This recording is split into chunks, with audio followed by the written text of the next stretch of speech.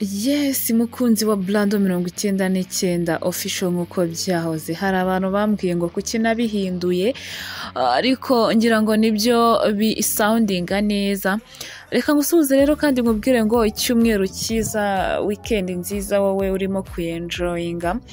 Tutari twirukanka cyane urebye kuri titre, ngira ngo icyo uri kubona nkubwira ko ari live ya match ya Rayon Sport ndetse n'ikipe bigiye gukina mu kanya.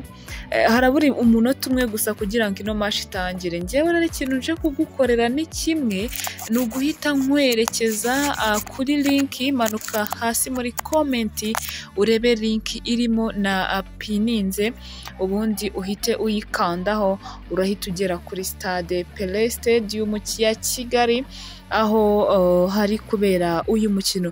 Nyuma rero yuko APR FC imaze guhita ifata umwanya wa kabiri, ni nyuma yuko imaze gutsinda ibitego 4 Mukura. Ni ikipe rero yigaranzuye, ikipe ya Mukura, aho byatangiye bigaragara ko ikipe ya APR FC irimo kurushwa cyane ni ikipe ya Mukura. No kuvuga ko rero nyuma y'ahangaha ikipe ya APR yahise ifata umwanya wa kabiri n'amanota 25, aho iri gukurikira Rayon Sport n'amanota 30. Ni mu gihe rero ikipe ya Rayon Sport nayo yahise yinjira mu kibuga igiye gukina na AS Kigali.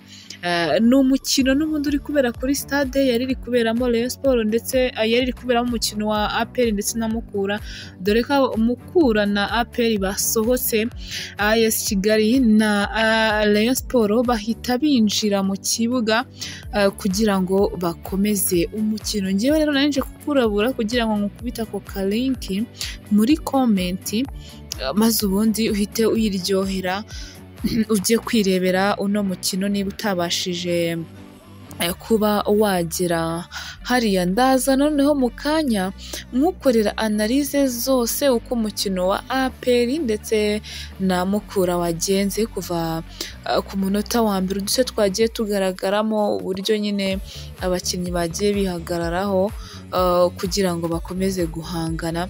Icyagaragayemo nuko ikipe ya APR FC yabanje kugaragaza intege nke, abafana bayo bavuga bati birarangiye, ntako biri bugende rwose, Mukura iradutsinze. Ari nako abafana ba Rayon Sport bifaniraga Mukura bavuga bati mukeba mutwicire mushwanyaguze. Ikipe rero ya APR FC yaje kwigaranzura bikomeye cyane ino kipe ya Mukura, aho bagiye mu kiruhuko cya half time bafite ibitego 2-2, ariko APR igarutse yagarukanye imbaraga. Bigaragara ko bano bakinnyi bombi ndetse n'umutoza wabo bagiranye ibiganiro byiza biganisha ku ntsinzi, kuko bagarutse bashyiramo igitego cya gatatu cyari cya kufura, birangira bateretsemo igitego cya 4 ku makosa n'ubundi yagiye agaragara ku bakinnyi ba Mukura batagiye bitwara neza. Tutari twagenda reka nkubwira uburyo amakipe akurikirana. Ku mwanya wa mbere hariyo ikipe ya Rayon Sport, ikipe ya kabiri ni APR, ikipe ya gatatu ni AS Kigali n'ubundi igiye gukina n'ikipe ya Rayon ku mwanya wa mbere. Ku mwanya wa kane hariho Gorilla, ku mwanya wa gatanu hariho Polisi, ku mwanya wa gatandatu ni Gasogi, Amagaju ari ku mwanya wa 7, Mukura ku mwanya wa 8, 9 hariho Marine, Rutsiro iri ku mwanya wa 10, Musanze iri ku mwanya wa 11, Bugesera kuri 12, Muhazi ikabiri ku mwanya wa 13, Etincelles ikabiri ku mwanya wa 14, naho ikipe ya Vision na Kiyovu Sport biri mu murongo utukura hasi cyane.